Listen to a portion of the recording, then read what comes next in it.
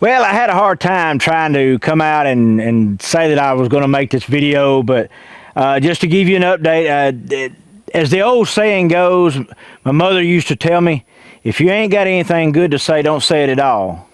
So I'm going to say this because it's not a down on anything for Trax Plus or anything like that. Trax Plus has been very good. We'll go over and talk about what's happening with the machine. Trax Plus has been very good. They have called me, they've given me updates, they've let me know what's going on. I can't say anything bad about Trax Plus. They've sent their mechanics out and checked the machine, done what they needed to do. When we first started, what it was doing, and I'll throw in here sometime, you'll see me throw in a little video of what it was doing as the mechanic was tracking with it and it went dead. What it does is when it has two functions, if you have the thumb and the bucket and you've got them either opening or going closed at the same time, it'll stall it out and kill it. We thought it was a fuel problem at first. I even actually, myself, I was convinced that it was a fuel problem. The bowl back there at the water separator, the fuel would go down and then it would catch back up. And then it would go down, catch back up, but it was coming in real slow. Now, on the Kubotas I've had, if they ever do that, they're starving themselves for fuel, and that's usually what causes something like that. But on this, it was not the case. They did replace a pickup pump that was on there, like a little kind of like a pickup pump. I'm sure I'm not saying it the correct way, but I'll throw a picture in there. I'll throw a picture of the pickup pump that they replaced. It didn't correct it. So, in further research, they got with Sany and talked to them, and Sany goes, I don't think it's a fuel problem. And then we went back and we looked at another 50, and it was doing the exact same thing. When you provided a function or something, it was dropping down in that water separator. So it was not that, because the other one operated perfectly. Then we go to this one here, and it's dying out. Even when you go into forward motion, if you take the tracks and you start going forward and you're tracking along, if you hit rabbit, it's going to die. If you were to go up an incline in just regular turtle mode, it is going to die. So we didn't know what was wrong. They come back, one of the mechanics come back. The first time out was one of the chief mechanics, and then the second time was one of the mechanics that covers here locally. He came back and he said they are almost positive this thing is a hydraulic problem. So in looking at it, he was going to adjust it. He got on the phone with Sany, one of their mechanics that troubleshoot, and they went through some troubleshooting procedures where that they adjusted out. I know I'm not an expert in mechanics, and I'm not a mechanic, but it was adjusting out the squash plate. How much hydraulic pressure got through and how much was bled off is the way I understand it. So what it is this thing was putting too much pressure against it, causing it to die. So it didn't bleed off. Now, I'm not an expert on squash plates, but in a hydraulic pump, that's pretty much all it is. It's a squash plate that is adjusting in there for what each valve is doing and how much pressure it's putting on it. So they went in and he told him to adjust it. So as he adjusted down, he went several turns, and as it was going further, the machine actually started acting better. It started operating better. It didn't solve our problem, but it got better. So hats off to Sany working with the mechanic and trying to get that ready and get it right. It was soon found out that he had too much adjustment in it and it couldn't be adjusted anymore. So evidently the valve was bad from the factory where Sany got the valve.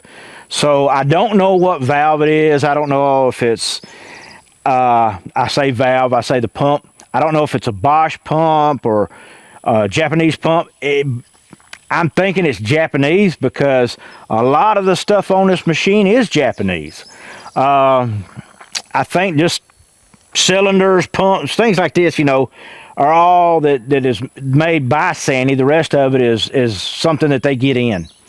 And you say, well, that's bad for Sany, but not really, because if you'll notice today, all your major brands are getting someone else to make either parts for their machine or making the entire machine.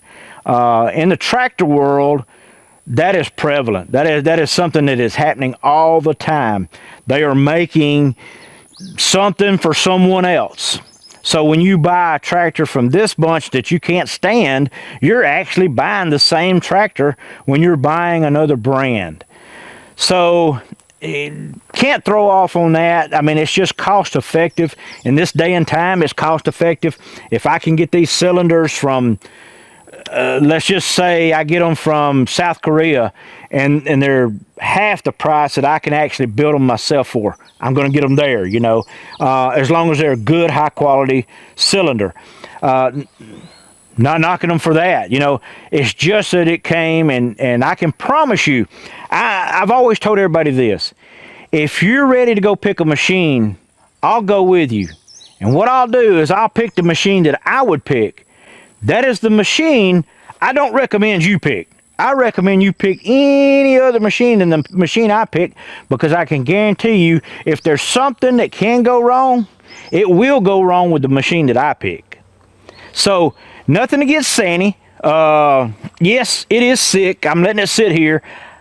I'm not wanting to move the machine, drive the machine, do anything with the machine, as long as it's got something going on with it, because if you operate it, it's a possibility maybe it could cause something else to go bad. I'd rather not do that. So the machine is sitting while we wait. In my other video where you seen me operating it, I kind of worked through the video so you didn't see it going dead, because I wanted to find out myself what is wrong with it before. The mechanics have been, like I say, the mechanics have been great. I get a call quite frequently. They also text me. I like a text just as well as I like a call. They can text me. I can text them back if they're a texter. As I call it, a texter. I can text you just as fast as you can, you know, send it in. I mean, my two thumbs will go at it. Being an older guy, everybody's like, man, I can't believe you can text that fast. Well, they usually text me and let me know what's going on, all the way up to the top. They'll call me, and you know, the guys at the top will call me. Hey, are they taking care of you? We're looking here at the notes and all. But they opened up a case with Sany. Sany has a case. There's a case number, and everything that goes through with this machine now will be put back to that case number so they can see it. I think once the kinks worked out of it, I think it'll be a fine machine. I would actually like to, you know, be able to afford more Sany equipment. I mean, I would like to try out that excavator they got. I think it would be a good one. I think the less newfangled things that go on with the machines now, I know there's some of them that people just really praise for having so many different functions they can do, punch it in the computer. I'm old school. I think the less that goes through a computer and it just operates the way it should operate is kind of better. There is so many things that can go in the front of these things now, is why they're changing them. They're making them to where that, hey, let's optimize the flow for the machine to the attachment you put on there. If you put a brush cutter, hey, we need to let it go at this. We need to do this.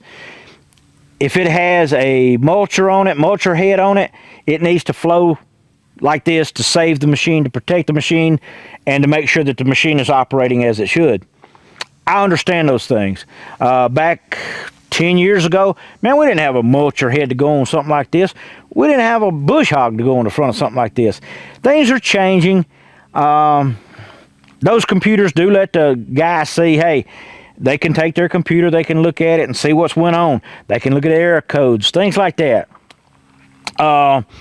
So yes, the machine is sick, as it said in the caption on the thumbnail. It's sick for a part. It does run. There's nothing as far as the running. It just goes dead when you try to do a double function at one time. The only thing I could say, now, you know, everybody's been great. The only thing I can say is the parts availability. It's been slow. It usually takes, if you have a major part, a week. And so I said, well, does it have to come from Sany itself? Or does it have to come from, say, China or whatever? I think it has to come from the manufacturer, whoever the manufacturer is. I'm not saying Sany.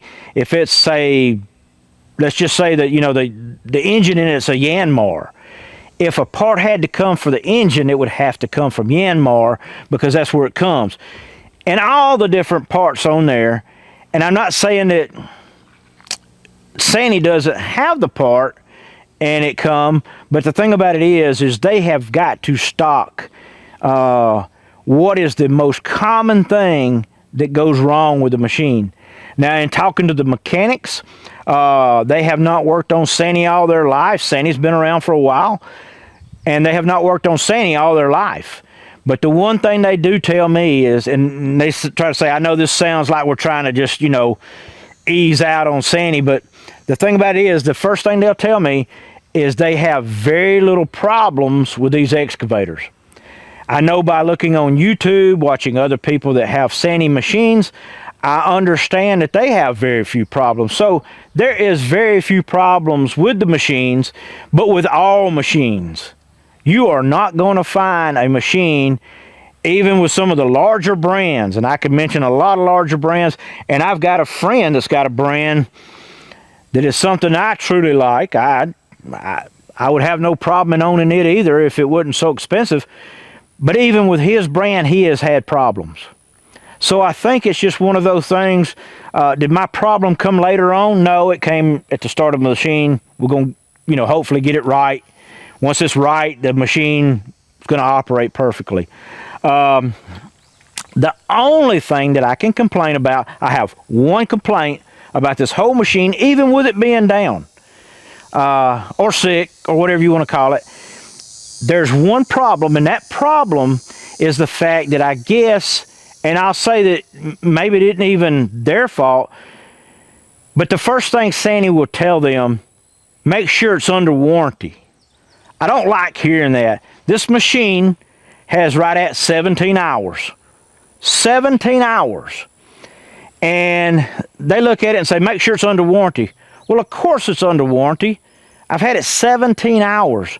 It has done this problem since the day I got it off the truck. So it is. But in their defense, I understand after the mechanic had talked to me, he said, Gary, you won't understand how many people will abuse a machine and then they'll sit there and say, well, it's under warranty. You know, I watch Newman Tractor. Newman Tractor has a young girl that talks on theirs, you know, and she talks about if you run it off a cliff, it's not warranted. You know, wearable parts are not warranted. You know, she has to say things like that because I understand now even the mechanics that come here says, look, Gary, the only reason they say that, they're not trying to make you mad. They're trying to cover themselves because so many people abuse it. It does have a 5,000-hour warranty, and it is 5 years. We pulled an oil sample, a hydraulic oil sample, the other day. I went and got a glass fruit jar, and we pulled a sample, you know.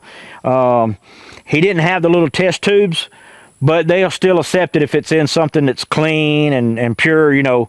So we pulled a sample. It looked, you know, beautiful. There's nothing wrong with a 17-hour oil.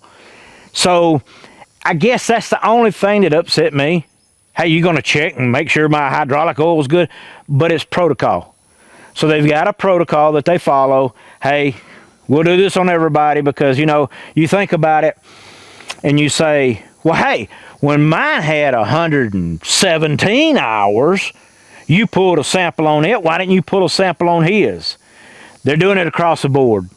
You know, they're pulling, you know, hydraulic samples.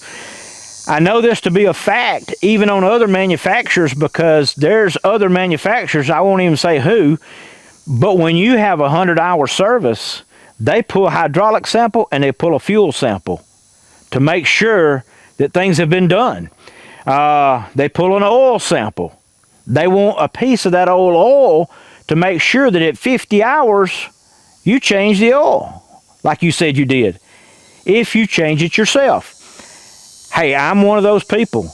I want to change my own oil in this thing because, you know, in the past, I've owned other pieces of equipment that I've had somebody sit there and tell me they changed it, and I had written on the oil filter, and it was still written on the oil filter what I had written.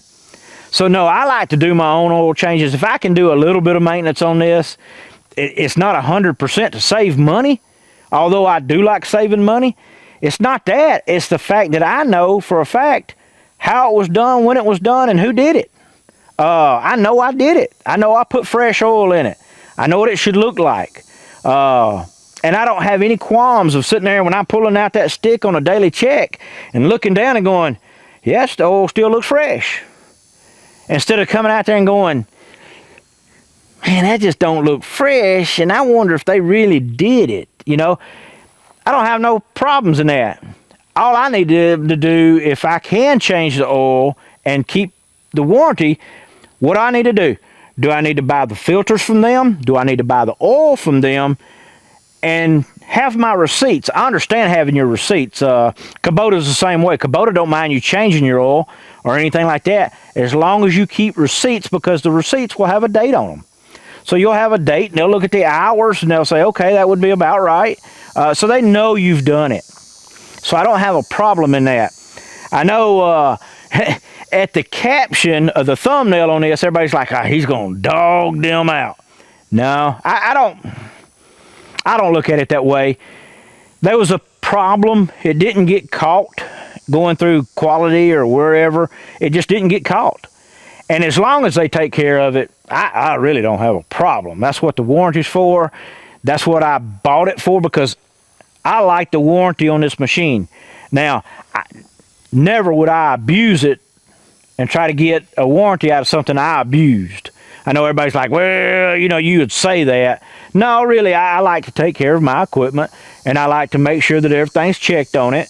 I know that when they brought the machine to me, man, it's got grease gunked up around every fitting for the grease fittings. I don't know why they do that. I guess it's just so that they can say, yes, it was greased, and they put grease around it and rubbed their finger over it or whatever. You know, hey, put the grease in the grease fitting and not also around it, you know. But that's okay. It's no big deal. I've got a Milwaukee grease gun. I bought it, paid for it myself, just like I paid for this machine. They have done nothing for me. I've got a Milwaukee grease gun. I take that Milwaukee grease gun. Man, that thing is a battery-powered grease gun will save your hand. And that's why I like it. But I'll keep you up to date. I would have recorded when the guys came out and stuff more, but in asking them, they preferred not to be on camera, not to be on YouTube. I respect that. I have no problems in that. So that's what I did. I'm not going to do anything that they don't want to do. I did take, like I say, I did take a little snippet of a video when it went dead the other day. I'll show that on here. We'll go through that, just make it real short. I'll show a picture of the first part that they put on it. I do not have a picture of where they adjusted it and adjusted the squash plate, as they call it, on the hydraulic pump. And the reason being, they took the side of it off and then put it back on. I'm not going to take the side of it off just to show a picture. People that operate an excavator know a little bit about mechanics. They know what the pump is and what a squash plate is. And that's what they were trying to adjust. It couldn't be adjusted out, so evidently it was defective from where they got it from the factory. So we'll go through that. I'll let you know any updates that there is on it, and I appreciate you watching. I would be real appreciative if you'd like and subscribe. If you like this type of videos, we're going to be working with it. Once they get it fixed, I can promise you it'll be almost, you know, daily or weekly videos on this thing working. So we'll get that going. It's hot. It's hot here in Alabama. Yesterday, the feels like temperature, you know, where I'm at, got up to 119. Today, it's going to be 108. I'm going to be honest with you guys, I can't tell the difference between 108 and 120. You know, just hot is hot. But I see a lot of people dropping back on the number of videos they're creating and things like that. in construction and all, I understand it. It's hot out here. So we're going to close this one out. You'll see my shirt's probably just about soaked because it is just about 11 o'clock. But we're going to take, and I'm going to let you know everything that happens with this thing. I'll keep you up to date. We'll know what goes on with it. And all the way down the line, if you're looking at a Sany, to buy a Sany, I'm going to let you know firsthand. Would I have preferred it to come out and be perfect when it got out here? I sure would. I really would. But that's not the way that it happened. Hopefully down the road, I get a chance to buy a skid steer or something like that. Then we'll make a video on it. We'll see if it goes wrong when I first get it. Hey, I'm the king of getting a broke piece of equipment when it comes, and no matter if it's factory or what. And I always usually try to buy new equipment. I like new equipment. I know what's been done to it. I think if you're kind of mechanical, you kind of prefer to get in there and know what's been done to it. So, like I say, we'll keep on. I thank you for watching.